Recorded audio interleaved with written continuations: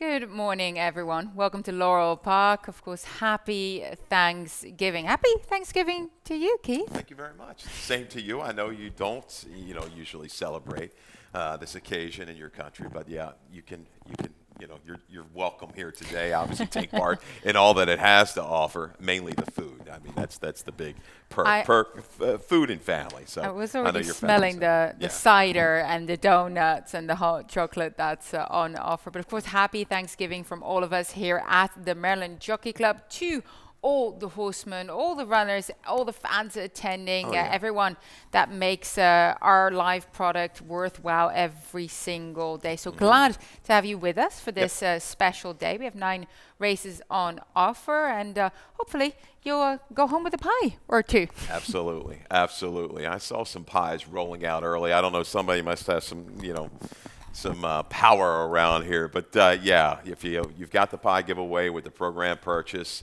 donuts, coffee, cider, hot chocolate right now. So downstairs, take advantage of that. We've got a Thanksgiving buffet. And again, post time. It's early here, 11:25, less than 1 hour until our first post. Yeah, looking forward to it. And of course, we do have a stakes action coming your way with 2 stakes tomorrow as well as 3 on Saturday. So a very busy week here at Laurel Park. And we also have to tell everyone about this new initiative that is starting today, the Best Turned Out Awards. Normally it will be $25 each day, but today, because of Thanksgiving Day and the inaugural running of the Best Turned Out Awards, we have $100 every race going towards the groom in charge of that runner that looks the part in the paddock, as presented by Fidelity First. So what a terrific initiative. The grooms, they work so hard. I talked about this the other day, kind of the unsung heroes behind the scenes. We as players, as gamblers, just don't see a lot of what really goes on within horse racing. There's a lot of moving parts. It has to work together as a team. And it all starts with the horses, with the grooms, even out at the farms early on with getting these horses ready. So, yeah, grooms, they deserve every bit of appreciation they get. They do indeed. Let's look at the track conditions. The turf season has officially ended, so we will be hosting all our live races on our main track, which is fast. Fast main track, plays a little bit towards speed usually, so you want to be within range if you're doing your handicapping, by that quarter pole. Kind of guesstimate if you're kind of visualizing the races, how they're going to set up. You kind of want to be around it. Turning for home. Yeah, and real quick about the stakes, upcoming stakes, big, weekend coming up with some stakes. And Marie Kazenko, we've got a new stakes coordinator. She's done a great job, some very competitive races to look forward to in the coming days.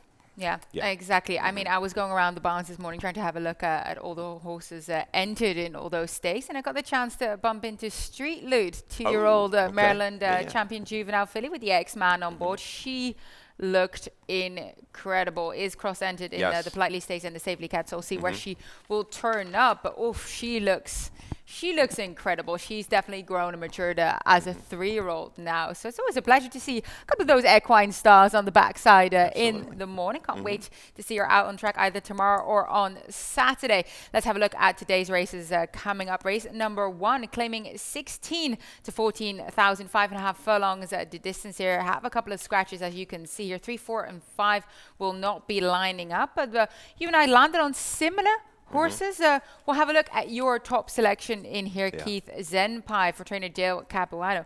Seems like there are a couple front runners in here. I think Zen Pie is going to enjoy that early sort of pace setup. Gears up for a big run. Second after a couple of months away from the track. Works well in the mornings as well for a barn that doesn't really push them, that basically allows them to kind of do it within themselves. Yeah, this is a horse that definitely needed his last. He ran okay.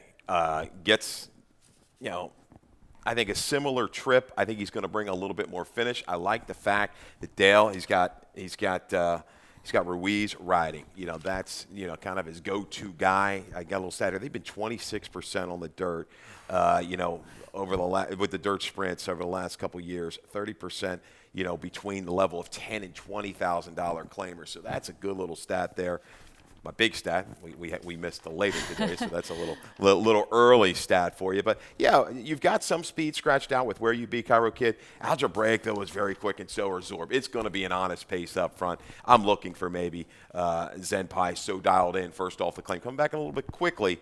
Can also get a trip as well, but I can see Algebraic winning this. Yeah. Yeah, I use him inside speed. I know that there's a couple of speeds on his outside, but I think he's so fast. We know that the inside has worked well, carrying the speed a little bit further. So he also went against tougher last time out. So now coming back against hopefully a beatable group, good speed figures as well. And of course, the barn has been really heating up throughout this meet. Agreed. It looks like he can survive a duel against this group. He drops a little bit. That was a really tough group he faced last time and gave way very late. So, yeah, it can't be left out of your exactas, no doubt.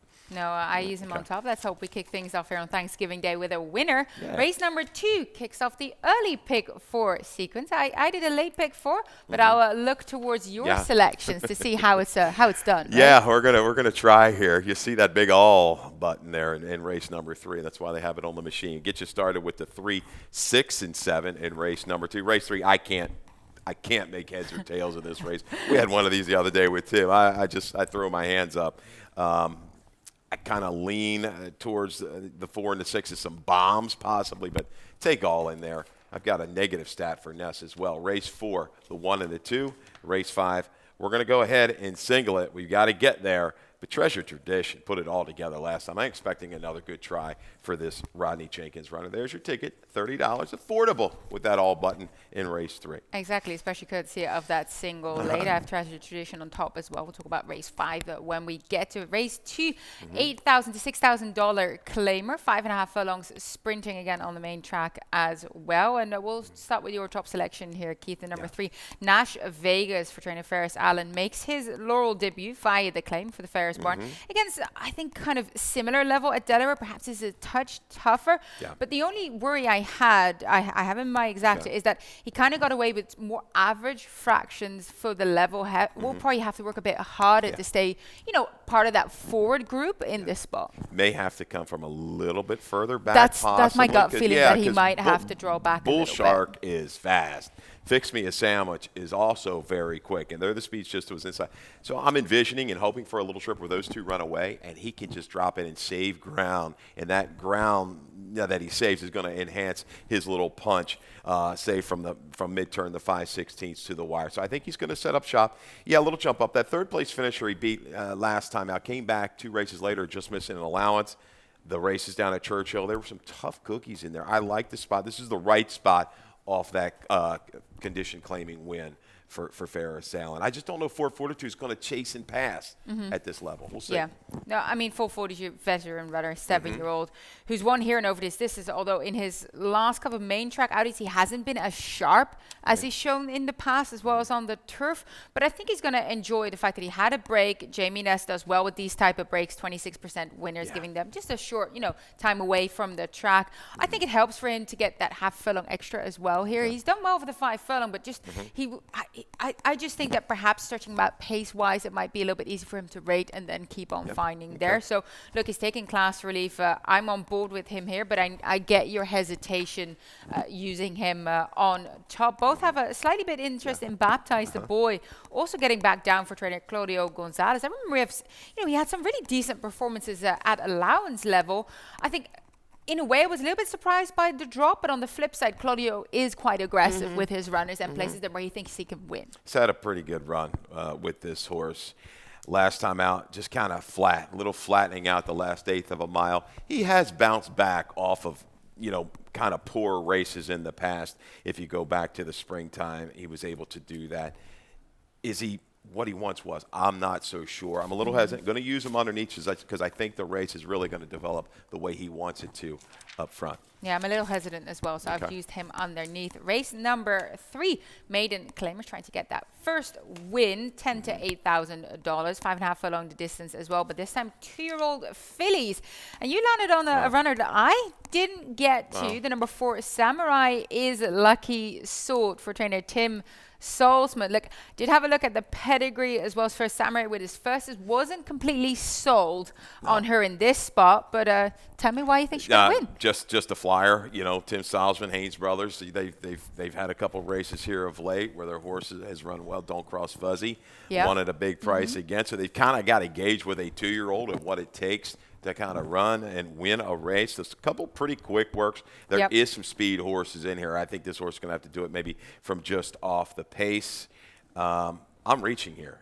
Music Queen, Susan Cooney, very rarely wins first time out. But you got a McLean's Music, who we know that can win first time out. Aggressive move. I'm going back to the old Salter school of handicapping.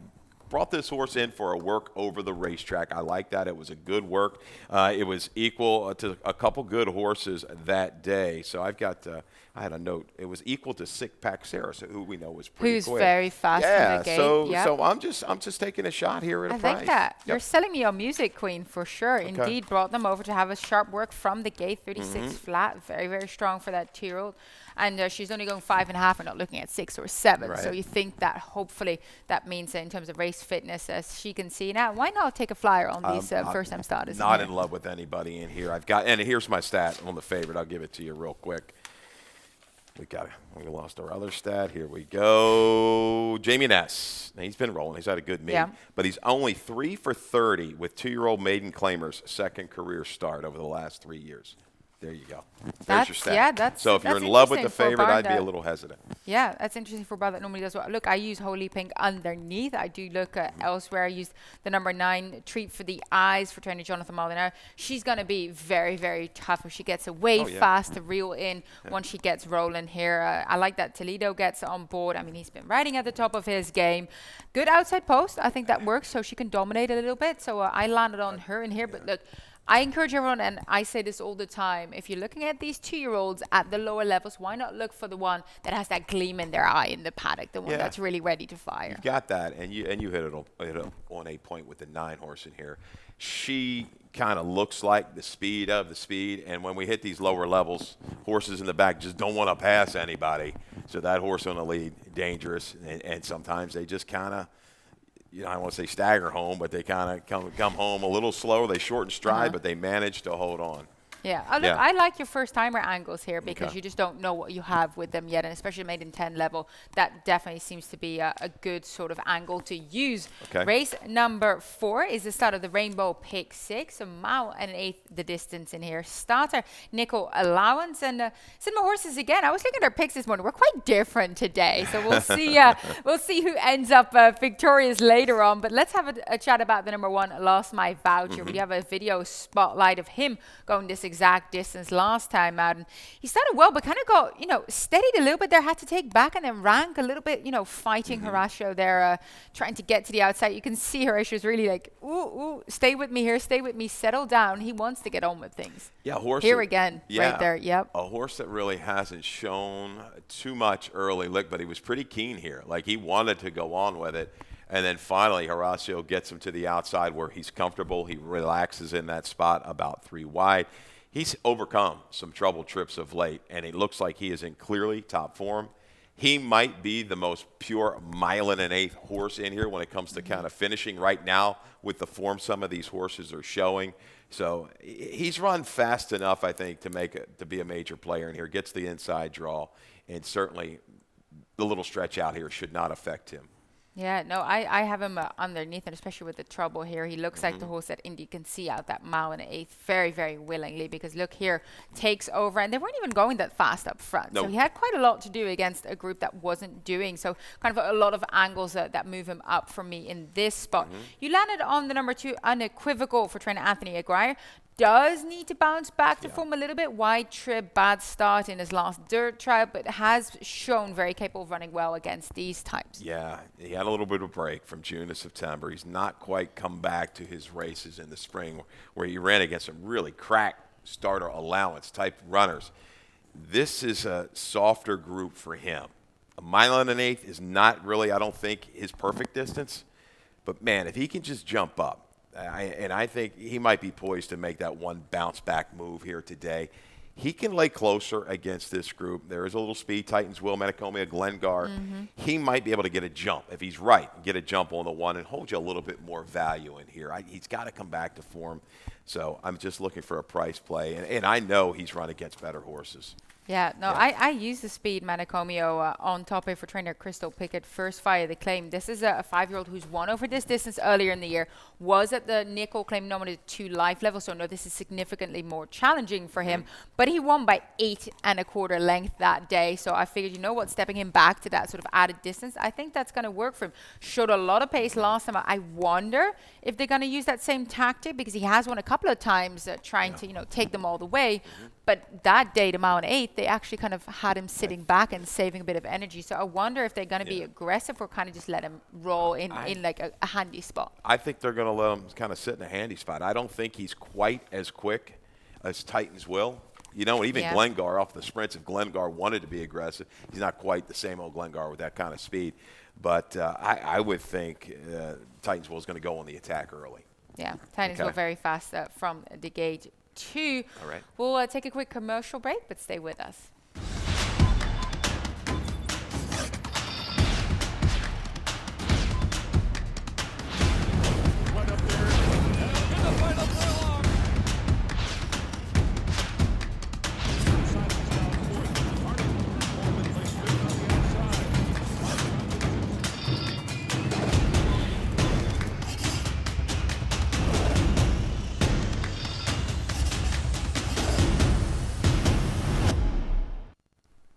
Welcome back to Laurel Park. 7 furlongs the distance for race number 5. Maiden special weight for 3, 4, and 5-year-olds. And we might as well dive into Treasure Tradition's last race straight away, because both you and I, Keith, are well on board with this 3-year-old.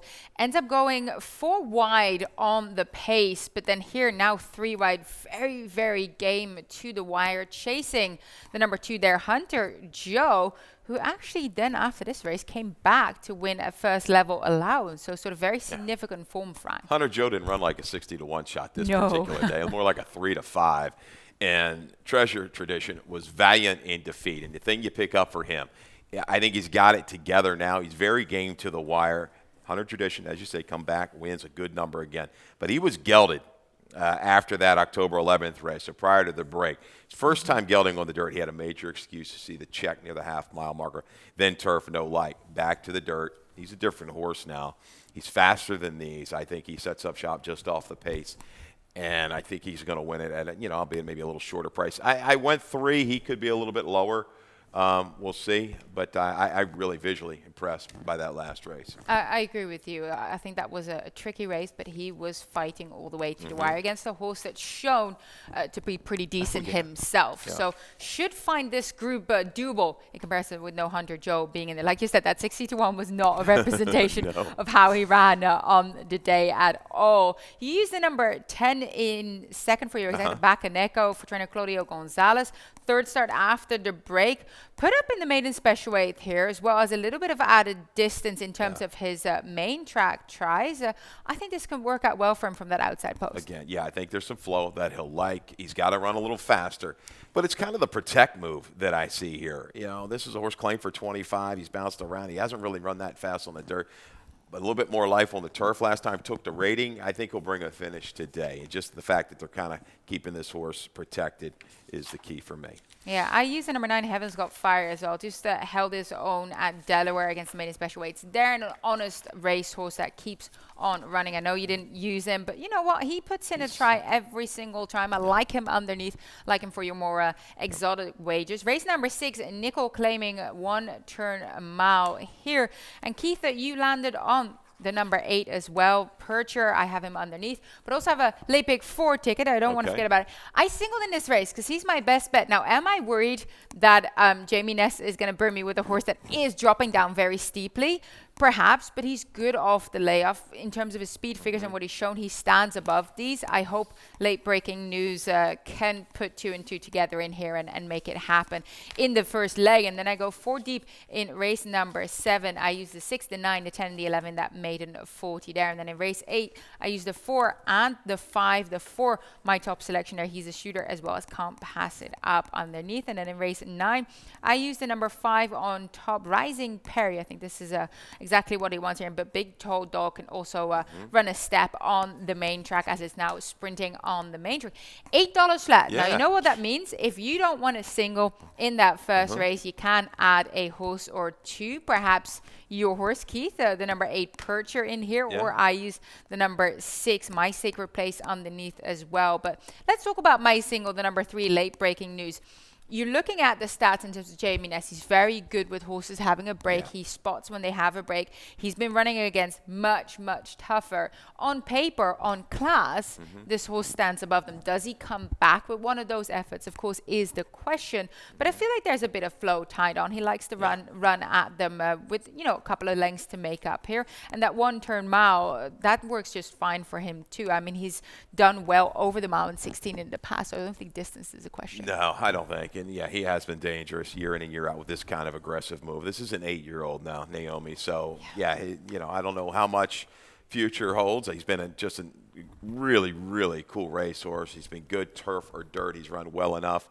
And with the speed in here, My Sacred Place, Victory Given, Blue Danube, man, fresh. I know off time. He's going to relax. He might make it that's just a knockout punch kind of move, maybe mid-turn, and say, see you later. I'm going to use him. I like the way Percher ran last time. Pecoraro means business when he comes in here with these claimers. True. He's had a good meet. One of those 2 for me, and that's kind of where I'm going to work around in my exactas and my multi-race wagers.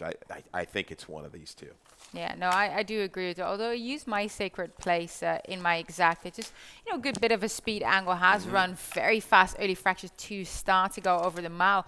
Weakened because of it. So if needed, he can definitely scoot forward. And then maybe, Forrest will say, hey, let's take a sit. Let's take a wait and see approach and then move on again with that kind of, give them a breather in between. Very, very possible here. Of course, Forrest Boy's doing incredibly well with the opportunities that she's been given. Race number 7, maiden 40 claimer for the ladies here. 2-year-olds, 7 furlongs the distance. And let's talk about the number 6 in here, Drywell. We do have a video spotlight of her last race where she kind of looked like she hit the gate on the outside there, bobbled to the side, ended up having, the pack kind of move in on her, because that's what you see, right? When they get away and you don't get away, that spot gets taken. It gets taken. And you saw the rider had to steady. He definitely had to steady there. It was a good pickup. Might have brushed the gate as well on the way out when kind of bobbling. So I thought this horse ran real well. Made a move into the pace, showed some acceleration, which I think is going to be used to his advantage today at the 7/8.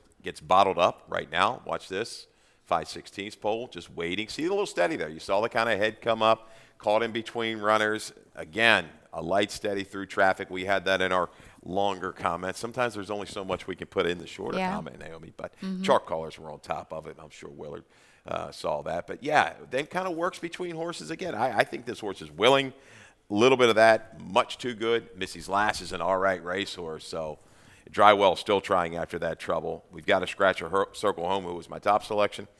Definitely using this 6 in here as well as the 11 Sea Pines. Blinkers on, Gonzalez on. You'll see more speed. I think this horse is going to be aggressively ridden and put into the race early. I think so as well, and that's why I use the Sea Pines underneath. Has run over the mountain 16 before, then sprinting, and now I think perhaps that sort of ideal in-between distance of 7 furlongs that some horses absolutely relish, or had to use her too. The number 9, good story. I use her underneath her. You have her in 3rd for training Mary Effort. Blinkers go on as well. Hasn't shown that much yet today. Really does kind of need to step it up. Perhaps the added distance means she's going to be laying a little bit closer. I think so. I mean, look at the top buyer here, right? Of all these horses, you've got a 51 Sea Pines up in New York, a 42 for Drywell. Mary Epler staying with this horse. The blinkers go on. Kind of running even. Let's hope this is the wake-up call. Doesn't have to improve a ton to be a factor. No, this is actually, I think this is quite an intriguing field for race 7. Race number 8, mile 116, the distance there. First level allowance, Maryland bred, Maryland sired. Let's talk about the number 5. Can't pass it up for trainer Bernard Dunham. No early presence whatsoever in his last race, and still got, plenty of lengths to make up here. Went widest of them all. Looked like he went 6 wide, 7 wide, 8 wide. Starts rolling down the center of the lane. Yeah, I mean, a little slower pace. It picked up and then was kind of contested around the final turn. Madeline rolling the 10-pound bug says, all right, we're just going to go high and wide, swing out in the clear. I like that move because she saved ground up until then and really makes a good run. The blinkers have come off, and this horse has run a 77 and a 78 buyer. Now, needs a little help, but they didn't go that fast. I think right back. This is a horse that's run good races over this racetrack. He's a shooter, likes to be forward, but I know ain't the beer cold. He's got one way of going, and that's going to the front. Yeah. So I think Flo's going to be all right if he can't pass it up. The 5 can't pass it up. I agree with you there. I think He's a Shooter is definitely going to move forward. Talking about the number 4, He's a Shooter, who both of us do have as our top selection in this spot. He likes to move forward too, but he's also shown that he can sit off, and he can kind of navigate whatever happens on his inside or outside. I think it's beneficial for He's a Shooter that he's on the outside of Ain't the Beer Cold, so he's not going to get completely hemmed in there, and then kind of make that sort of final decisive move when Ain't the Beer Cold does start coming back to the field a little bit. You'll know by the quarter pole or maybe even the 3/8 pole with the 4. He better be loaded, okay, outside of this horse. If he kind of makes the move and he's being urged a lot, then I worry that they're going to duel in it, and then it's going to flatten out and then it's going to set things up for the 5, maybe even the 2 or the 7. This 2's an interesting horse. He really has never run a bad race. You don't see horses do this too often. He's up close, he drops back, he comes again. One of these days he's going to figure it out, and he's going to put a race together, settle in place, and really sustain a run. Interesting horse, getting better. I'll throw him into the mix. But he's definitely interesting at a price for sure, because we haven't really seen how good he is yet, and this will only be his 2nd time going long. That's one of my angles as well. 2nd time or 3rd time going long, they tend to start getting the game a little bit. They tend to start knowing that, we're going a little bit longer. We don't have to do that much work early. We have to say something till late. And they relax a little bit more underneath the jockeys as well. So what you said, certainly interesting. Good pickup there, Keith. A couple of price plays today to use. Nightcap is race number 9, claiming 16 to 14,000, 5.5 furlongs on the main track. Here, you landed on the number 3, Big Tall Dog for trainer Valora Testerman. And look, comes in here at the back of a win, first off the claim here. Lasix goes on a couple of angles that could certainly work, and has a kind of running style that allows some of the others that might want to move forward to kind of, get themselves positioned before coming with a run. Yeah, I think he works here. He's going to be a shorter price now since this race was transferred to the main track. He's tactical enough. He's got speed. I think he'll get the jump on Rising Perry. First time Lasix, new barn. Beat a horse that came back and made a good run off it to run like a mid-60 number. Bam Bam Blue, what do you do? Horse had a lot of talent. We're going back way, way back. Now he's 3rd race, off a little bit of a break. He's got the speed. If he clears, which I think he could, I think that's going to be his best chance. He could be dangerous. Yeah, but Big Tall Dog, he's going to be my exact key to run 1-2. Yeah, he's Bam Bam Blue underneath. I'm not sure we'll see back the horse we saw with a different trainer that we're seeing here in the McBurney barn, but he definitely has early speed. But I like the number 5 Rising Perry here for trainer Damon De Lodovico. Has performed decently on the main track in the past. I think he finds it easier off the turf group than what he's found when going on the dirt here. And Damon has, been quietly racking up the winners here. Also, this horse is working very well in the morning. Just very sharp 36 flat bullet work. As we know, the track's been playing fast, but he's the fastest of all the workers. So that's always a good sort of barometer to see how it fares as well. As that will do it for us there for the morning show. Of course, come and join us if you want a free pie, if you want some cider, if you want to have a good day on Thanksgiving Day. We do close early. We have an earlier post today of 11:25 here. Because of Thanksgiving Day, I do believe we close at 4 p.m., but do come and join us here. And then you can celebrate with your family afterwards, I've got a right? shot. Yeah, I'm like the closer. I'm going to clean up everything. Anything that's left, just give it to me, and I will Keep on walking out roll like right this, on through it. out of the gates. Do you need a hand? I told Gene and the kids, I said, get whatever you can, bring it back, and yeah, I will have my own little feast. Me and the dog, we'll just kind of hang out and take whatever leftovers we can get, and we'll be working on the card tomorrow because we've got to get ready for tomorrow's card as well. But everybody today, have a great Thanksgiving. We're glad you're with us. Yeah, come and join us for a fun day. And if not, I hope you tune in from home, make a couple of bucks. And of course, happiest of Thanksgiving. And I'll be back this afternoon with Callie to go over the fields. All right, good luck.